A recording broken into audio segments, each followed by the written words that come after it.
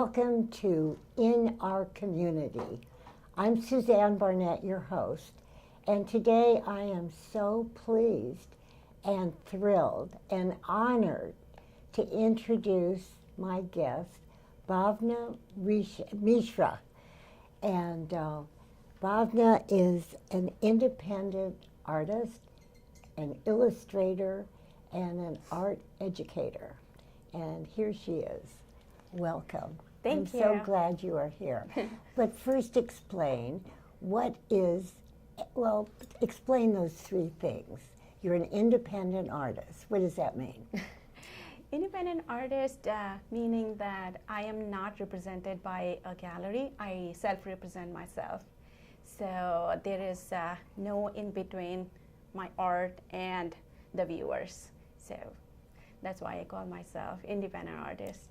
That's a good definition. What about an illustrator? Illustrator is typically a person who gives the concept a visual form. So I am one of those people who, if you have an idea and you want me to put it on surface, I do that. So that's where illustrator comes from. And an art educator.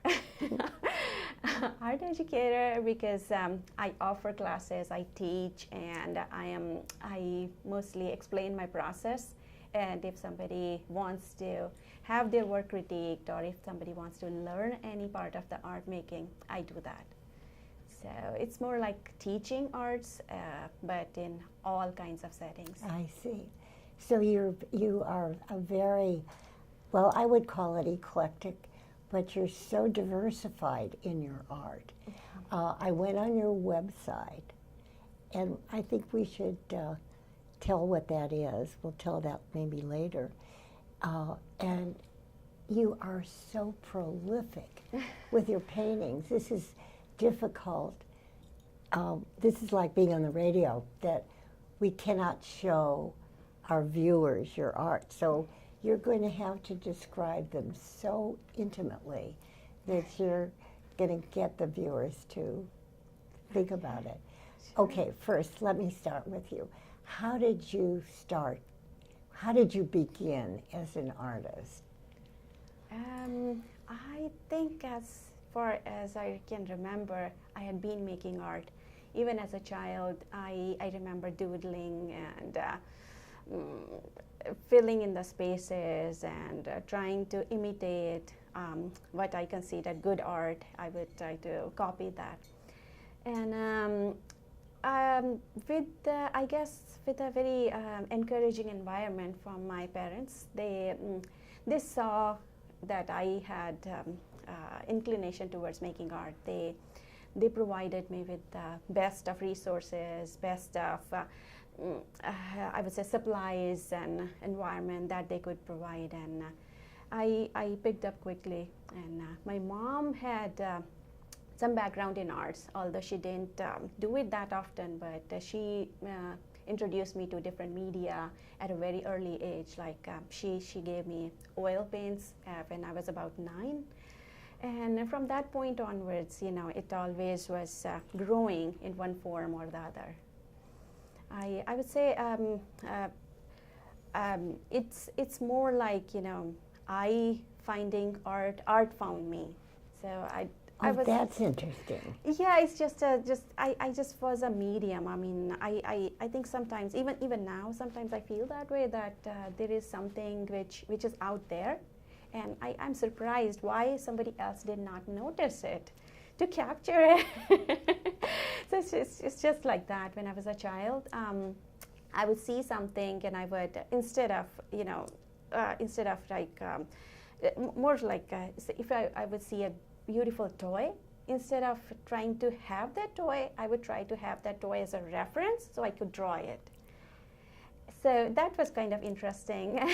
That is. For what age would you say you were then? That was about when I was about say 6 or 7. Yeah. So my mom, mom knew that I had this very strong interest towards art. So she actually kind of tested me on, asking me, do you remember that person? Can you draw that person from memory? And knowing less that it's a test, I did that, and she was like, I'm sure she's saving that art somewhere. And she told me that, okay, so if I know you want to do it seriously. And at some point, I think when I was about 16 or so, she had one dedicated area for me to create art with. She would have the canvases stretched for me, and she was very encouraging, I say. I'll say. And that we're just going to go off the subject of that particular experience onto your children. Okay, first of all, people know, I'm sure, realize you're from India, right? Yes, I am from India. And you have been married 20 years. Yes. And tell about your children. How old are they? Sure. We are married for, in fact, 19 and a half years, and this December we'll be celebrating our 20th anniversary. And my husband is a software engineer. He works for a software making company, and he writes the codes for them. And I have two children, girl, 11-year-old, and a boy, 7. Are they artistic? Oh my gosh, yes, they are. Are they really? They are. No, but what I wanted to say is that, making a general statement, but it seems like the India parents, their first love is their children, and they promote their children, and they give them so much attention and so forth. So talk about that just for a moment, because I think the audience would really like to hear that. Yes, I think you're right when you made that statement about Indian parents. I should know firsthand because my parents were Indian parents. So, and they put education first, no matter what. And I'm very thankful that they made sacrifices on behalf of us, the children. Mostly in terms of giving us direct quality time, and that's something which I feel nurtured the deep sense of security and the confidence that I think is something rest of the foundation has been laid upon. And when I became a mother, that was something that was I wanted to make sure that rest of the things go down in the priority list, and my children come first, like any other parent, in fact. Yes. And in terms of a career transition, it did bring me to change from my very not just 9 to 5, let's say 8 to 6 job. I had to cut down on that to be with my children and be with them. Not just physically, but be present with them emotionally. Mm-hmm. And actually, I'll go into more details that kind of led to my professional journey into arts. And by the way, you were trained as a physicist and an electrical engineer. And that's so opposite, isn't it, of being an artist? I mean, you could be an artist in those fields, but you're the kind of art that you do. That's actually so interesting you say that.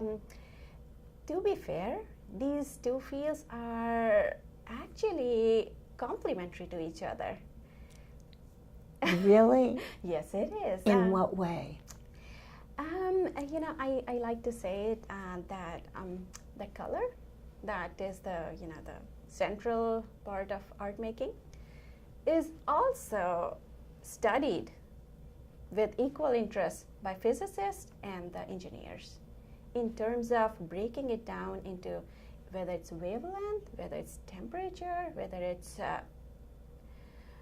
within our viewing range, outside the viewing range, how does it relate to us? So it's basically, I would say it's just a different perspective on the same thing. Boy, this is new information for me. So tell about the kind of art that you do. Sure. I most times, like 99% of times, I make two-dimensional, on the surface illustrative art, which is more into the category of realism, if you really want to define it into a style. But it's mostly about catching an expression, be it a landscape or a person or animal, and interpreting it into an accurate and let's just say delightful presentation. What's your favorite? That's a terrible question, but it makes you it makes you really. I think portraiture has to be my favorite. Really? Yes. And what does that do for you? Why is that so interesting for you? Portraiture, I feel that when I'm, let me just quickly say Okay. about the other fields. Okay. And say, for example, if I'm doing a still life, it's the very idea that it's still life kind of bothers me. Oh, really? Oh, that's interesting. That it's still, why something has to be still when everything is moving so fast. Yeah. Like with time. So I do still life, but I try to put some life into it, not keeping it too still. And my finished work does not have an opinion about it.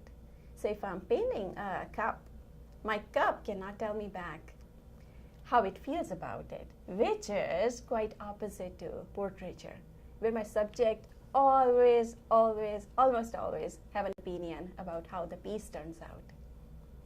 Could you give an example of that? Sure.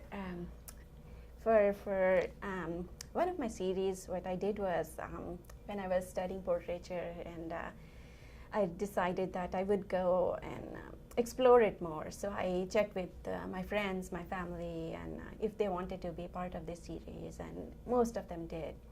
After, when I was well within into it, I realized that I am doing, not from their sitting. They used to sit for me, or I'll take their picture and do the portrait. So I was not doing the portraiture from their sitting for me. I was doing it from my memory, because they were my friends. I knew them, and I was kind of capturing their personality from my own experiences. And at that point, I had to stop and figure it out, that why I'm doing this series. I was doing it to learn more, understand more, to be with, to capture that uniqueness of people that, other people hold. So at that point, I decided to make portraits of people whom I don't know already.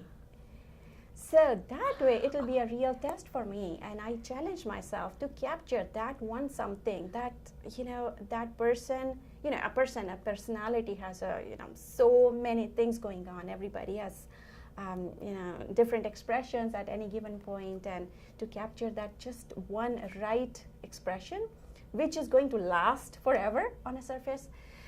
So when I did it for strangers, and I captured it, and they gave me the feedback that yes, this is something they like about themselves. How did you do that? So that self-imposed challenge actually helped me understand that how we see ourselves and how others see us, it's actually, sometimes it's quite close, but many times it's very different. And if, as an artist, if I am, if I'm trying to paint them and trying to capture something, then why am I doing it? Why don't I just take a picture? And why don't we have take the help of the camera? And I realized that this is a human, trying to get the best of another human being, and trying to, not just capture it, but show it back to that person. See how unique you are, how pretty you are. I don't think I'd ever want my portrait done. because I want to be gorgeous, you know, and I know I'm not. So Oh, come on! no, Just no, don't no, say that. no. But I think that must be some very special talent that you have. And oh, thank you. That's okay. Yeah, that you have. It's I would No, say I mean that. How do you capture that? I mean, excuse me. How do you feel that? that's a very good question. yeah. It took me a while to really understand Yeah. that. So, you know, when it's a portrait, you know, there are two things going on at the same time. One, it has to be accurate, because if there is no likeness, there is no point in portraiture. So one, I say this is more like a technical aspect. Second is to capture the personality. You have to be, I think, you have to have that attitude of compassion to get the best out of a person. When you combine the two, I think that's very humane to, I think that should be the purpose of portraiture, to use your talent, your technical information, your knowledge, to put into something which is useful for someone, not just, you know, something to look at, but to see that yes, there is always a pretty side of myself. And it's so interesting how we think of what we consider pretty or not pretty. Yes. And do you think that it's really within us, or because of all the social media, you know, like if you have to be 25 years old and blonde and 6 feet tall, you know, with a perfect figure. So do you think that most of these young people must feel very inadequate when they don't look like that? How do you feel about that? So it's such a good question, and thank you for asking this. I have a 12-year-old at home, and it's something I had thought a lot about, because it's very interesting, you know, why we like something, why we like ourselves, or why we like a celeb, or why do we, because we have a preconceived notion of beauty that's been imposed upon us, that, you know, this is what is supposed to be beautiful. Just for a second, if we stop and realize, no, you don't have to follow any rules of beauty. You get to make your own rules of beauty, which comes from, definitely it comes from within you. That what is that you consider beautiful. Once you have that, and once you are very confident about it, you will see, you know, you'll find beauty everywhere, in every person. It's like hard to not notice beauty. You are very special. You know that, you really are. But I think this is very important, what we've been talking about. We're going to do another show too, and we're going to talk also about some of the other aspects of your art. But I feel that for me, and I've done a lot of interviews, but to meet someone like you, and I'm an old lady and you're a young lady, no, but you are a very inspiring person. And wouldn't it be wonderful if that could be, you know, your message about beauty and about art, if that could be spread? Do you think it ever will be spread, that we as humans won't be so worried? Our egos are so hard to live with, and, you know, in these times it's so difficult, especially for children.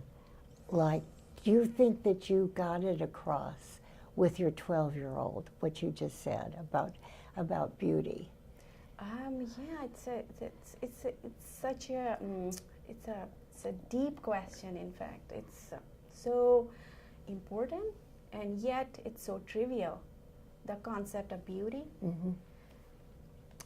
I'm not sure, because my own child is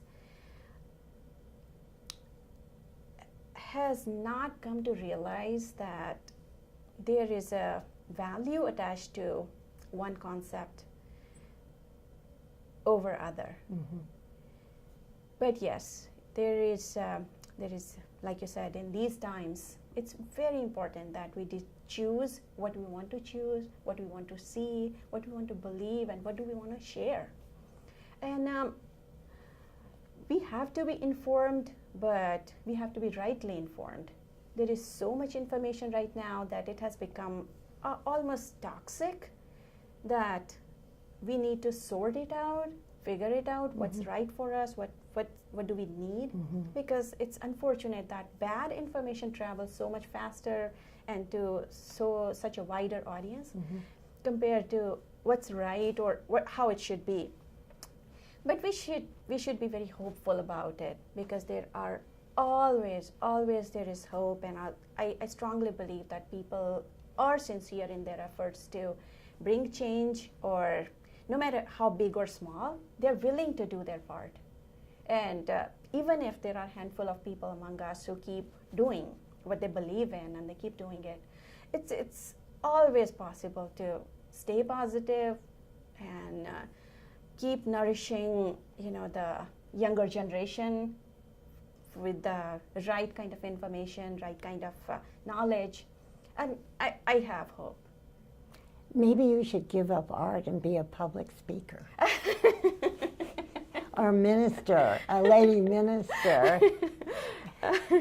No, but it's so interesting about artists. I think artists do think maybe differently. Yeah. And when I say artists, there are sculptors and there are musicians and so forth, that there's something different in the brain, that it's a sensitivity or something. Possible. Don't you think? I kind of. I mean, for you. You know what? I won't disagree to that, but I would say there are other people in other non-artsy fields who are